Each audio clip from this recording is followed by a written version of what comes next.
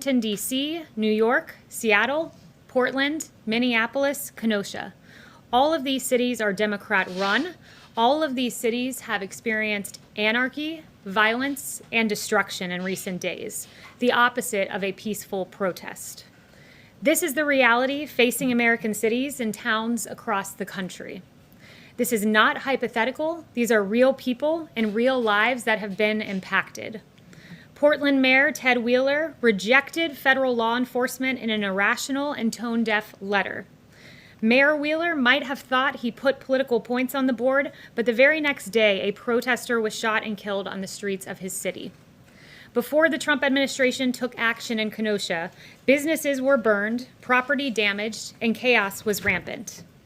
Then, nearly 1,000 National Guard troops and 200 DOJ personnel were deployed at the request of local officials. President Trump showed up, and law and order arrived. Nationally, according to the DOJ, 300 have been arrested and 302 charged amid riots and unrest. Democrats are late to the game. I've stood behind this podium and highlighted this issue for months. While this president is always willing to show up, it is incumbent on Democrats to step up. Invite federal law enforcement in. We stand ready. Do not tolerate anarchy, violence, and destruction. Rioting is not right. Secure your streets. President Trump will visit Kenosha, Wisconsin tomorrow. This president will show up. He will go to cities where Americans are hurting. And with that, I'll take questions. Kayleigh. So he's going to Kenosha tomorrow. Does the president have any plans currently to meet with Jacob Blake's family? Currently, the plans are to meet with local law enforcement and some business owners, and he'll survey the damage. But there will be more detailed plans forthcoming that are announced. Okay, so no, he's not scheduled to meet with them. Not currently. And I know that there's been outreach from the White House. Who has the White House reached out to in Jacob Blake's family, and why has there not been a connection made since he was shot and hospitalized? So I refer you to what the Chief of Staff's office has tweeted. They've detailed that outreach, and part of it has been to the pastor and part of it directly to the family. Yes, Ben. Kayleigh, the president was asked on Friday if he thought the shooting of Jacob Blake was justified, and he said that he didn't like the sight of it, but that he was going to learn more about it. Now that a couple of days has passed, does the president think this shooting was justified or unjustified?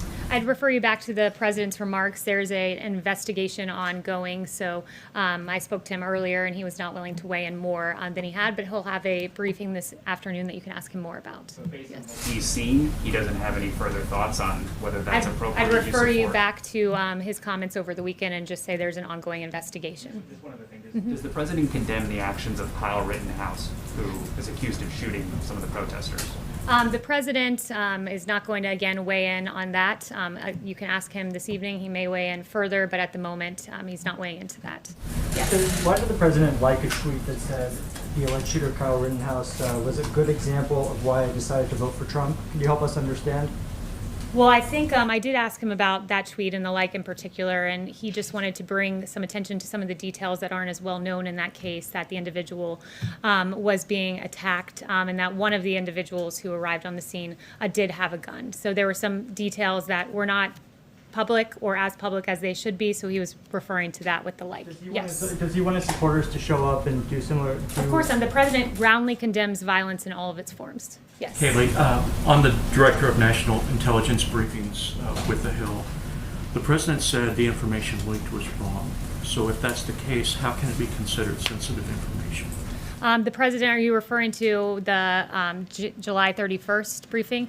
Yes. So the president has been very clear, and more clearly Director Radcliffe, in saying that leaks for political purposes are not to be tolerated. We will fulfill statutory obligations, but leaks on private briefings to Congress should not be tolerated. Just one follow-up, please.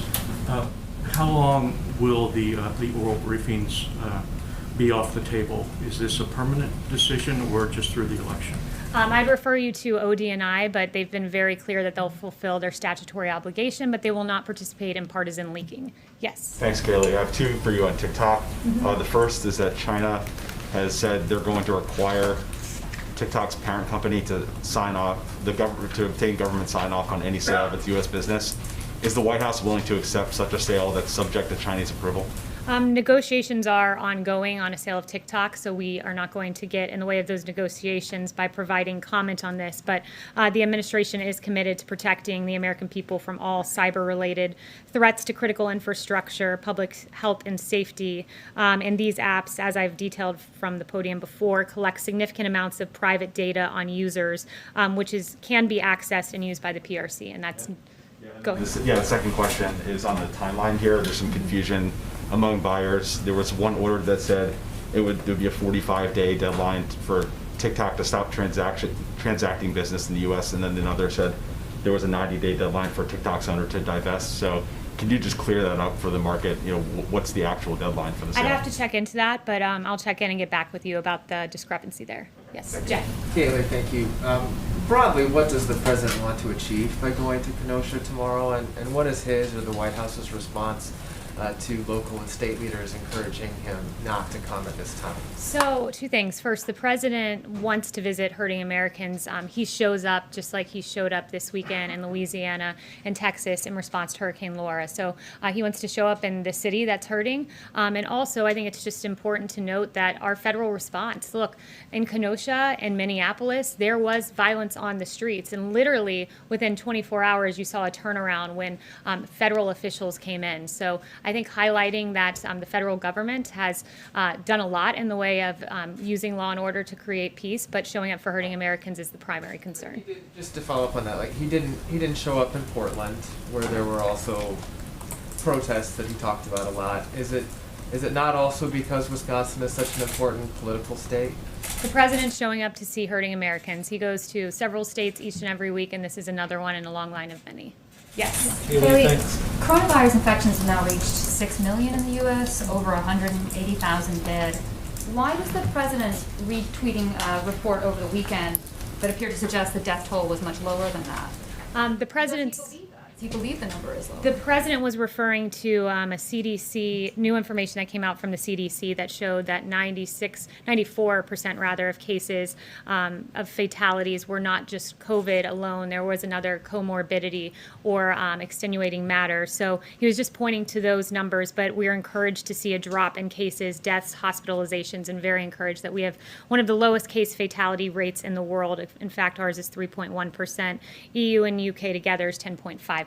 So we're encouraged that our therapeutics are working and saving lives thanks to the hard work of President Trump tearing down bureaucratic barriers. Number, is he trying to downplay the death toll and the No, he toll was this has taken? highlighting new CDC information that came out that was worth noting. Yes. I want to ask you about one of the president's other tweets this weekend. He took a video or retweeted a video of a caravan of people driving into Portland with Trump and American flags flying. He called them great patriots. What about that image does the president see as patriotic? And ostensibly you're talking about people going into a city in which they don't live, presumably to protect property they don't own. What's patriotic about that activity? The president was highlighting that these were good Americans going in to peacefully be a part of a protest and show their voice. And, you know, that's what he was noting by the tweet and highlighting the video, which he routinely does. What about the video of them scuffling, shooting paintballs at people, getting in the mix with people? Is that patriotic activity? I don't think the president's seen that video, nor have I. But if you're going to ask about paintballs, it's incredible that for 90 days I've stood at this podium talking about officers who have been lasers flashed in their eyes in an attempt to blind them, commercial grade fireworks being thrown at them, a church right out here burning down, the people that were harassed and yelled at, Senator Rand Paul, Dan Bongino right out here.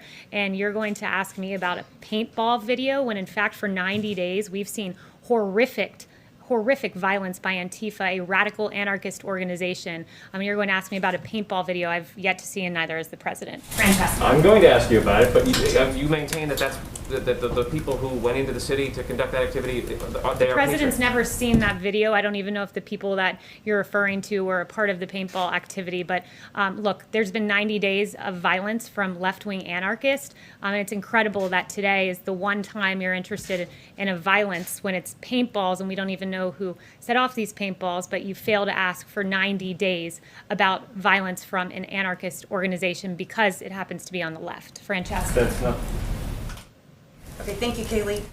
Is also traveling this week to Wilmington, North Carolina. He could celebrate the end of World War II in any city in America. So why is he traveling specifically to Wilmington? Why is that the place that he is choosing to designate as the first heritage city site for World War II? And is this related in any way to the fact that North Carolina is considered a must-win state for the president, and the fact that absentee by mail voting starts this week on Friday?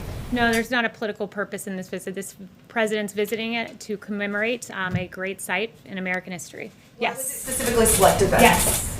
Kayleigh, a federal judge in Georgia last week became the latest to rule against the administration denying citizenship to gay couples. The administration denying gay couples citizenship for their children born overseas by a surrogate. Yet the Justice Department continues to appeal these cases. How can the administration claim to be part of its LGBTQ record when it's litigating against these couples? Yeah, so that pertained to surrogacy, and it had nothing to do with the sexual orientation of the parents. And this administration and president will proudly stand on our record of achievements, like leading a global initiative to end the criminalization of homosexuality throughout the world, launching a plan to end the AIDS epidemic by 2030, and easing a ban on blood donations from gay and bisexual men. The federal judge has ruled the interpretation of that law Yes. is not correct, and that there's statutory and constitutional concerns. Again, for anything further, I'd refer you to the State Department. Yes. What is the message of the White House to the people who are still protesting in the street in Belarus despite threats? Yeah, it's an important question, and we'll always stand on the side of freedom and democracy. We continue to follow the developments in Belarus closely, and we support international efforts to look independently into electoral irregularities, human rights abuses, and the government crackdown. And the massive number of Belarusians protesting peacefully makes clear that the government can no longer ignore the people's call for democracy, and Russia must also respect Belarus's sovereignty and the right of its people to elect their own leaders freely and fairly. Sorry. Yes. Thanks, Kayleigh. The president at a campaign rally Friday night talked about the possibility of declaring an insurrection over the rioting. Does he believe there's an insurrection going on, and if so, what's holding him back? So the president does not want to invoke the Insurrection Act, which has been used very sparingly. But what he does want is to help these cities where he can. And when you see Kenosha, when federal forces came in, there was peace in Minneapolis. And in both of those cases, it was at the invitation of the governor. So we want to work collaboratively with Democrat mayors and governors. They, after all, do hold the police power as embedded in the Constitution to control their streets. But we, as a federal government, are willing to supplement. You mentioned the person who was killed in Portland last weekend. He was a Trump supporter. Does the president feel like Portland right now is too dangerous for his supporters? Should they stay away from the city? The president believes that people of all ideologies should be able to peacefully protest and not have their lives put at risk, like Aaron J. Danielson, who lost his life. Noteworthy that his suspected killer said he was, quote, 100% Antifa and ready for, quote, war. Unacceptable. Yes. Thanks, Kayleigh. I wanted to follow up on what Catherine was asking about the coronavirus numbers. Given that they're going up, is the president rethinking and urging to reopen schools?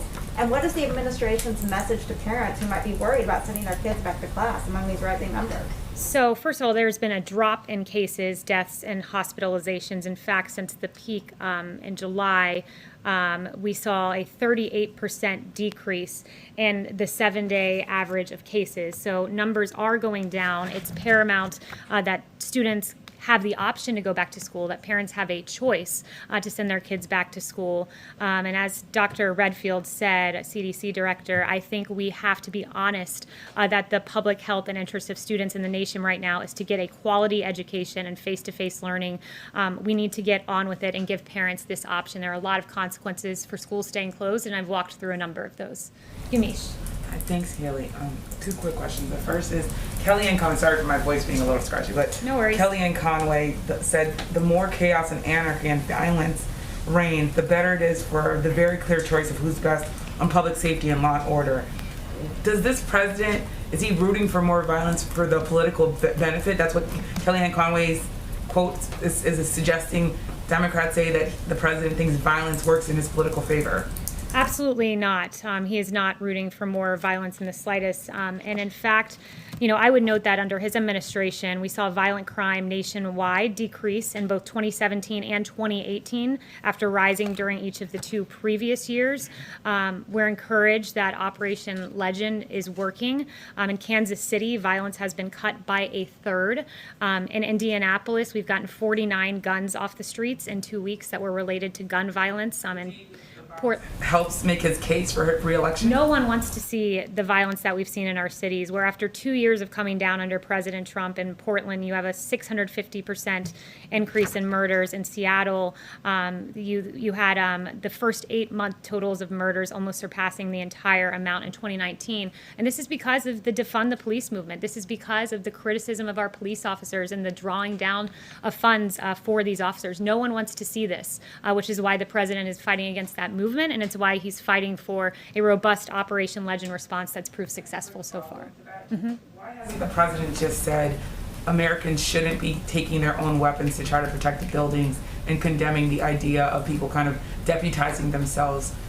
And does this White House believe that citizens should stop showing up to cities, especially the ones they don't live in, to have guns to protect buildings? This White House believes our police should be fully funded. We should have more police rather than less. We shouldn't criticize our police because it is our police officers who are responsible for taking to the streets and protecting us. And when they're called cancers by Congresswoman Ilhan Omar, when they're compared to the KKK by a current sitting vice presidential candidate, it's appalling, it's despicable. We need to fund our police officers because they should be the ones out patrolling the streets. Yes, Chanel. Thank you, Kayleigh. What is the president's position on victims, families, businesses as a result of these riots suing Democrat-run cities? Would he support them if they were to band together and do so? I haven't spoken to him about that specifically, but certainly what you're seeing is it is Democrat cities where you're seeing all of these numbers increase. When you look at, I just noted to Yamiche, Portland, Seattle, Philadelphia, Minneapolis, Chicago, New York City, these have all seen anywhere from a 33% spike in the murder rate to a 277% increase in 1 month alone in New York City. It's appalling, and it is Democrat governors and mayors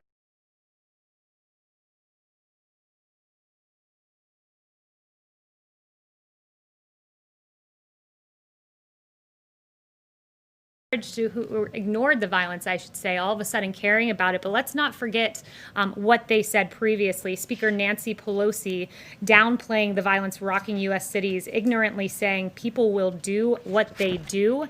Jerry Nadler, when asked about Antifa, he said that was a myth that's being spread around Washington, D.C. It's not a myth. In fact, an Antifa individual took the life of an innocent Trump supporter in Portland. You have Rep. Ayanna Pressley saying that she wanted unrest in the streets. Chris Cuomo saying, show me where it says protesters are supposed to be peaceful. I'll give you an idea, Chris, it's the Constitution.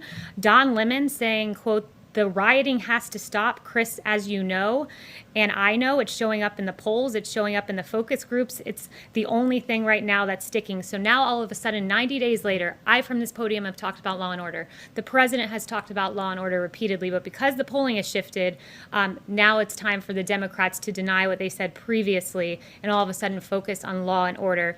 I'll leave you with this. That's like the arsonist blaming the firefighter.